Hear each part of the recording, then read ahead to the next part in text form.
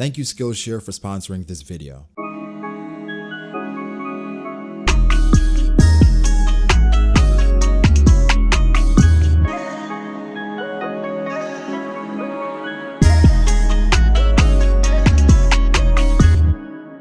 If you guys are like me and you love One Piece, you're super interested in the lore of One Piece, the history of One Piece, things that we don't know, things that we're yet to find out, things that we know a bit about, things that have blown our minds, but Oda has only revealed just a bit of it and given just enough for us to be intrigued. So today, that's what we're going to talk about. Some of the most anticipated secrets in One Piece. I'm talking about the things that we would pay, probably not pay. We would do strange things to find out the answers to. Those strange things I will not mention, just know, strange things. Not gonna go any further with that, just gonna leave that there. But yeah, One Piece is that type of series where we can talk about it for hours because there's a lot we don't know, but there's a lot of things we can go off of to make speculation, to come to certain conclusions. And the conclusion I've come to at this moment is that you should probably subscribe to the channel and like the video, and also turn on post notifications because that would greatly help the channel. And then we can produce more content going forward. And that's not a secret. So anyway, let's count down the 10 most anticipated secrets in One Piece. Or you could say Oda's greatest secrets.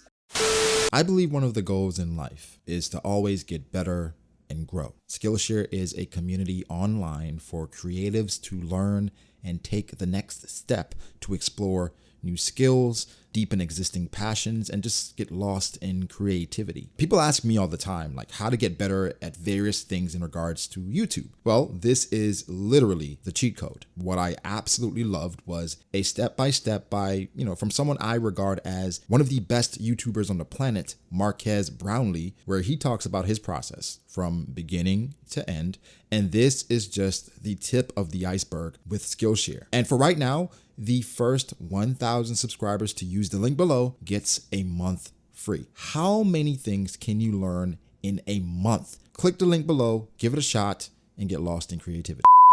Number 10, Blackbeard's body. So I know everybody remembers that feeling, and for the first time we saw Blackbeard gain his second devil fruit ability. Now I know there's a theory that's floating around about Blackbeard already having two, and this was his third devil fruit, but we gotta wait and see. Some of us did catch it while it was airing and some a few years later, but what we all had in common was that we were absolutely blown away by it. No one even considered it a possibility until it happened. Well, that's because the story told us it wasn't possible. So Blackbeard literally did the impossible, or so we thought. I mean, even now thinking back on it, it kind of feels like it's not fair. Like it's an uneven playing field. Like everyone is fighting with one devil fruit and you have two. That doesn't seem fair. It completely tackled the One Piece world's arguably most fundamental rule, and it tore it down, making us question one of the core things that we simply took for granted. Even the most powerful fighters in the world up to this point, like Whitebeard, the Admiral, Sengoku, etc., have reached the pinnacle of strength with one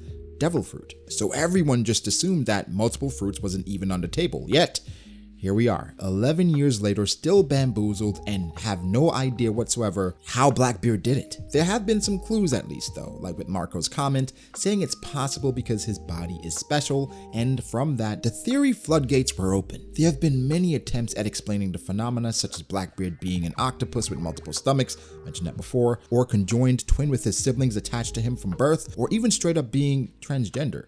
Okay, that is true, I promise you. None I really feel touched the mark on what it could be, and hence it is an eagerly awaited mystery that made its way onto the list. Number 9, Dragon's past. Dragon. The best way to describe Dragon is just that he's a walking enigma. He's always lurking and preparing, always doing weird actions where even his most trusted followers don't even understand him. And most of all, he hasn't done anything. Again, Dragon hasn't really done anything. The revolutionaries, they've accomplished small victories, liberated a few countries that we know of, but as a whole, in totality, Dragon has not done anything. We thought for a moment, a slight moment, that Dragon could be at the Reverie. He wasn't there. I know, everyone has their time and he will obviously have his moment, but Dragon himself has been personally disconnected from any of the affairs that it makes you crave anything from him. He is the main character's dad. Son of Garp the hero, mentor of Sabo the revolutionary, leader of the revolutionary, and the most wanted man alive. It really does not get more intriguing than that. Okay, maybe buggy, but that's it. I promise, that's it. So he is unquestionably one of the most important characters in the story. What he does will trigger so many events in the future, yet we know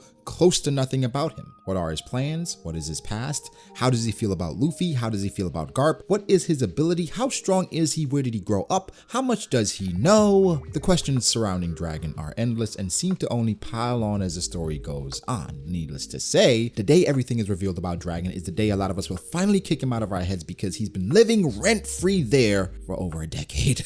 Get out! Number 8, the origin of the devil fruits. Okay, now this is a tough one because devil fruits have been a huge component of One Piece and were at some point the most mysterious thing in the world. Luckily now, Oda has slowly started unveiling the secrets of the devil fruits, and we've slowly come to understand their mechanics, and somewhat how important they've been throughout history. However, what was once a completely arbitrary power system has now become a lot more organized and explainable. We've come a long way from the East Blue days. We know how the fruits reincarnate, how they're structured like Paramecia, Zoan, and Logia. We can roughly predict what they can do. Zoans can go human, animal, and hybrid, and so on. But the one thing we still have not even come close to figuring out is how the devil fruits came about. I mean, they must have come from somewhere, right? I don't think anyone's really buying the idea that they're just incarnations of sea devils, because I mean that would be just weird, right? But that's One Piece, and that would go kind of with what One Piece is, but we need somewhat a better explanation. The issue with the origin of devil fruits is that sometimes it's a question of whether Oda should reveal it or not. You see, devil fruits have gone far beyond the realm of logic. It is a great tool for Oda's creativity to run wild, but by the end of it, you're going to explain how they came about. It must be consistent and applicable to every fruit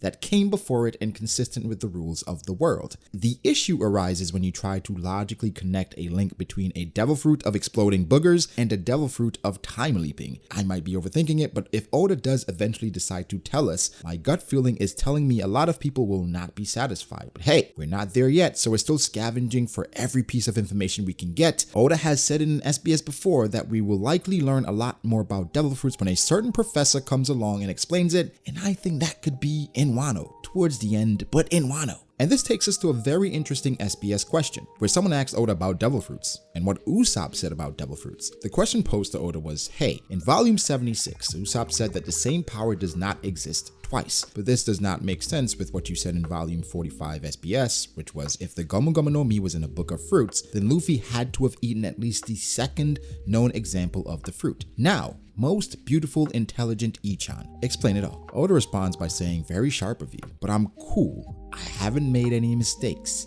As a hint, let me rephrase what Usopp is saying. The same powers don't exist twice at the same time. How's that? For more detail, you're just gonna have to wait for a certain professor to make his appearance in the story and explain what the devil fruits really are, eventually. So then this takes us to the next most anticipated mystery, Megapunk. Megapunk was first mentioned by name almost 600 chapters ago now. 600. We've gotten some more information about him sprinkled throughout, like his hometown, his old colleagues, his products, and so on, but we still haven't learned much about him. We haven't seen his design or personality, or even his affiliation is up in the air. Is he really working for the world government? Maybe he's secretly associated with the Revolutionary Army, or is he actually neutral? We're also anticipating the explanation of his abnormal intelligence, as he's easily implied to be the smartest in the world, with his technology being 500 years ahead into the future. His weapons also seem to be progressively getting better and better, culminating into his potentially greatest creation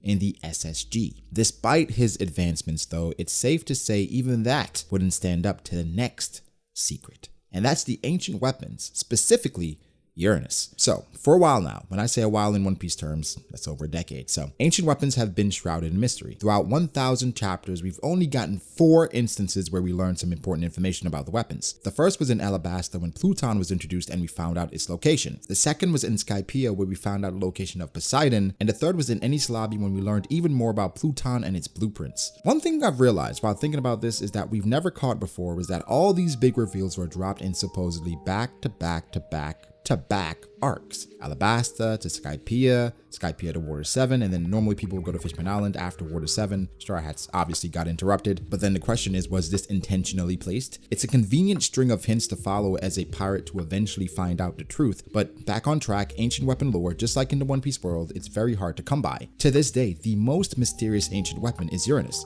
which we have not heard anything about except its name. Because of its Greek name origin, a lot of people suspect it's an aerial weapon, but besides that, there's nothing else to go off of. And looking at the bigger picture, these weapons are supposed to be potentially apocalyptic, where even Poseidon was said to be able to sink the entire world into the sea. It's pretty crazy that we still don't know much about them, but hey, if they were so easy to come by, the world would probably already be destroyed. Especially so since they are sought out by the three great powers alike, the warlords, the Yonko, and the world government. If I had to guess though, I expect there's one person who would desire them the most out of all the others, and that person is the next point on the list. Okay, so I forgot to tell you guys another secret. I don't reveal all the secrets in this video. We're gonna have to have a part 2 because this is running kinda long. I know, don't get mad at me. But yeah, I promise, as long as you guys like the video, subscribe, and show how much you enjoy this content, part 2 will be up shortly. But guys, give me your thoughts. How did you feel about these secrets? Do you have some others that you can add? Do you think the ones that you add will be in part 2? Let me know. Leave your thoughts below. Again, make sure to like the video if you did. Subscribe to the channel for more content like this. Follow me on Twitter at BrogDAce. Follow me on Instagram at brogd.ace. Thank you to my patrons. I appreciate you guys all so much. Guys, again, like and subscribe, and I'll catch you in the next one. Peace.